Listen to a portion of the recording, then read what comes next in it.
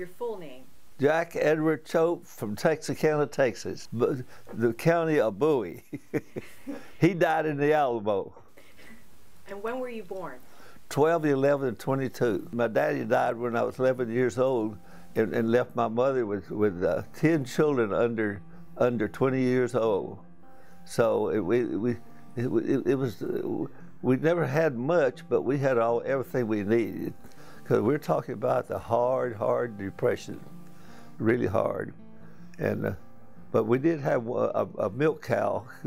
It's a Jersey milk cow that Daddy won on a baseball game, we had that old milk cow. We named her Mabel. She was a Jersey milk cow. That's a really good milk, a Jersey cow. Mom had a churn with a pole and a paddle, and down there, and we'd go down to that churn. We used to churn Mabel's milk and make butter. Yeah, so that during the Depression. So Mabel really helped us get through the Depression. Sometimes we'd play hooky from school and go down. Texarkana is a railroad town, and trains would come through there real slow. And we'd go down there and jump on the train and go down into Louisiana, and when we were supposed to be in school.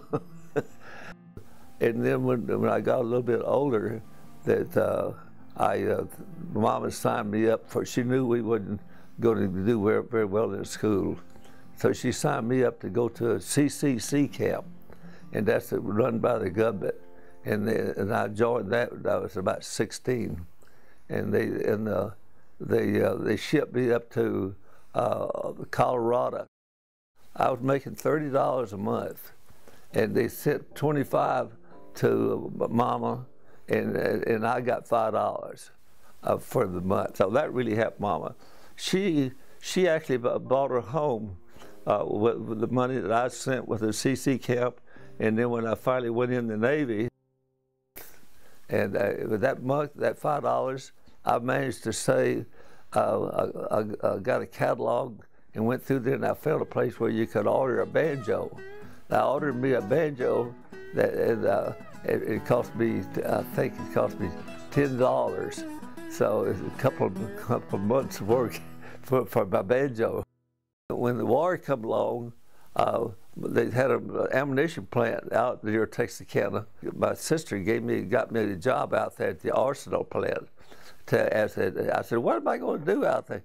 Oh, you don't have to worry about it. I'm going to teach you to be what she called it, a bookkeeper. It's something, a file clerk. I was trying to think of what it was. I'm a file clerk. They give me a bunch of papers to do, file them away some ways. So they made a file clerk out of me real fast.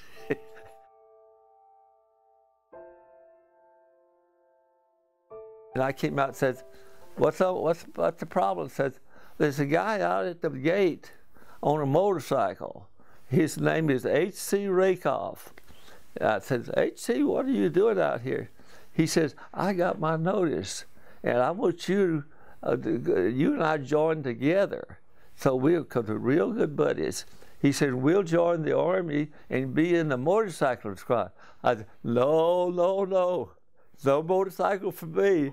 I was going riding across Europe with those Germans shooting at motorcycles.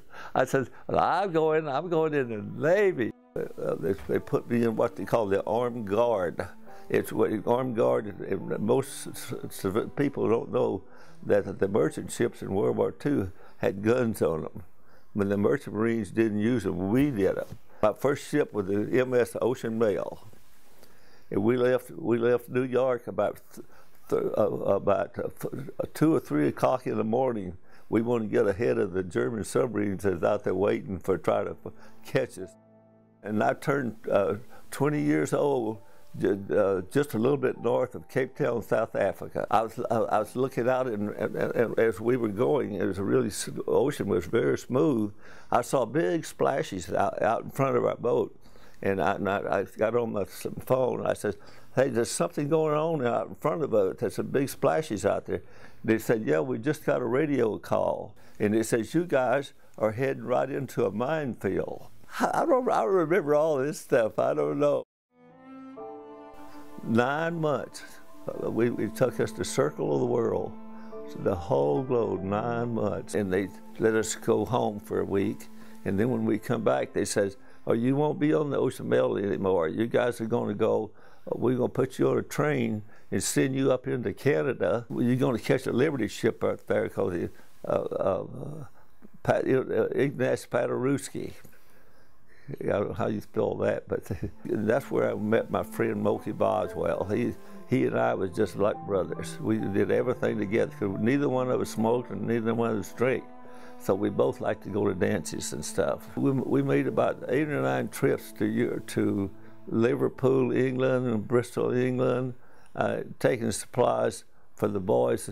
And then when they got ready to go into Normandy beachhead, well, they had us loaded with guns and tanks and trucks and everything. We didn't know where we were going. When we went into Omaha beachhead or Utah beachhead, we hit both of them. The bodies were still in the water, and that's the saddest part of my trip. We'd see these young boys, they all were just laying right straight out, their hands were just like that, just like it was just yesterday. And I got on the phone and said, are we going to stop and try to pick up some of these guys? No, they said the Coast Guard will come around with a boat, and with a boat hook, and they'll put them on board. And they'll see that they get to go, they'll take them ashore and be sure that they'll be able to send them back home so they can be buried back at somewhere, wherever they came from, Texas, Arkansas, or wherever. So we can't stop. We got to take the supplies ashore so our boys are going to have something to shoot back at them bastards. We kept the German submarines, we kind of pretty much kept them away from us because we had so many guns on our ships. So, but we did lose a lot of the Merchant Marine. We lost a lot of the Merchant Marine.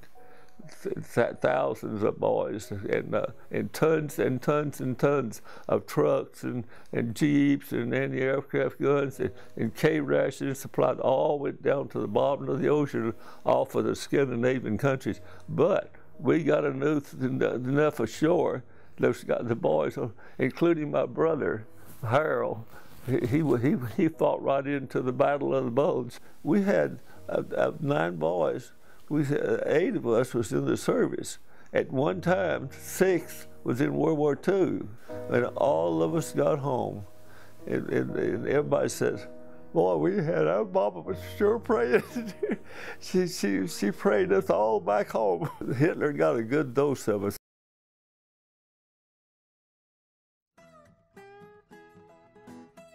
Well, fantail is the back of the boat. We took 2 fantail liberties there, Moki and I did. We just wanted to get off that damn ship, and because we didn't have nothing else to do anyway, and we didn't have anybody to shoot at. The German Air Force was shot. My officer in charge, he wrote on the blackboard, "No liberty granted." That's getting to go to shore free. No liberty granted while anchored off of Normandy. He said, then he looked, he says, if you don't get caught, I don't care. So we went ashore and got us some apples, and the trucks was going by carrying German prisoners of war. There was no place you could call a taxi or anything. All it was army trucks going, taking supplies, the empty trucks going back to the beach to get more supplies. So as we were walking along, we'd see the one coming that wasn't going towards Paris. We'd wave them down and they would stop. And they were just young boys driving those trucks, about 18 or 17 years old. They just said, jump on quick, we have to keep moving. They were waiting on our supplies north of Paris. You get to the part where we got arrested. We made it to the Arc of Triumph, I guess that's how you pronounce it, and got there and took some pictures. This Jeep pulled up with the military police in it. What the hell are you doing in Paris? I said, well, we were bored sitting out there on the ship, and we didn't have nobody to shoot at. He says, well, I'm going to let you go, but you get out that door. Don't you let them catch you again. My first fame was fantail liberty.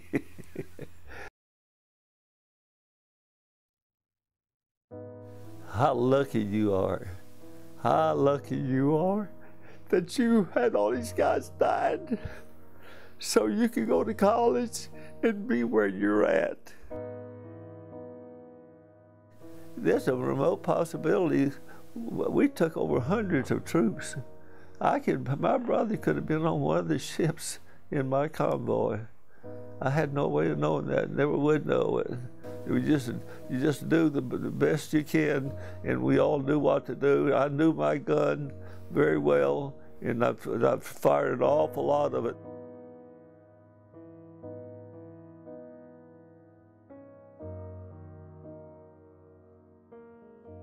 My roommate had told me about the Northrop Aeronautical Institute.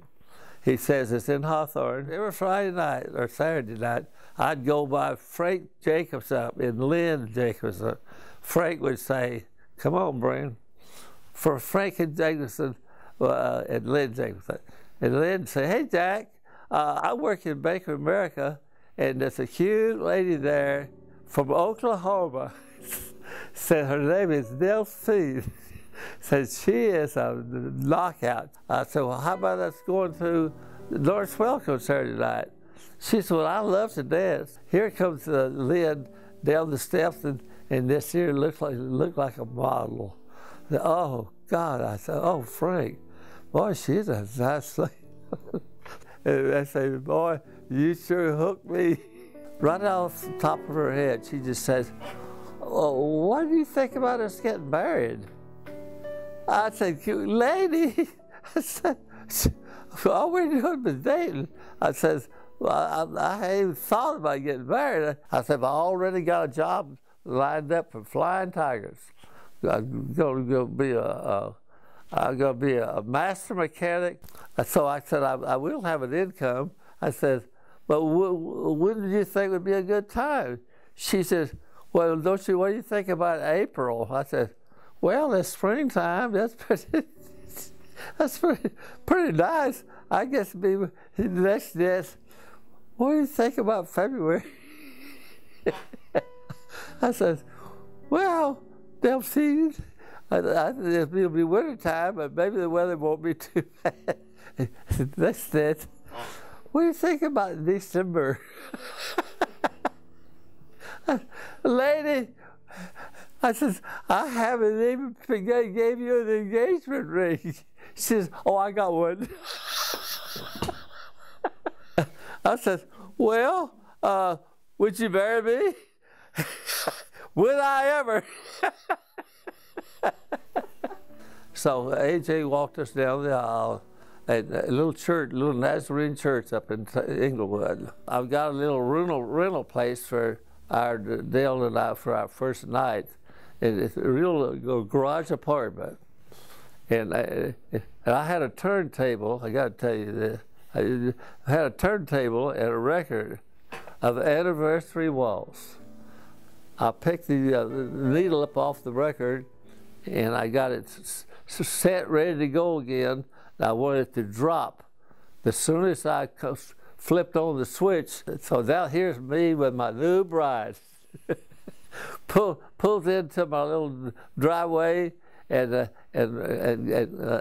opened up the umbrella. And here we go. We run up to the front door, and I opened the door, and I was all ready for my record to open the door, and I flipped on the switch.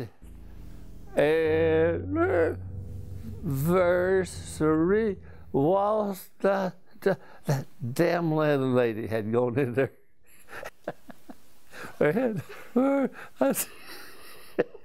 It had played down about a quarter of the way. That's one for the books.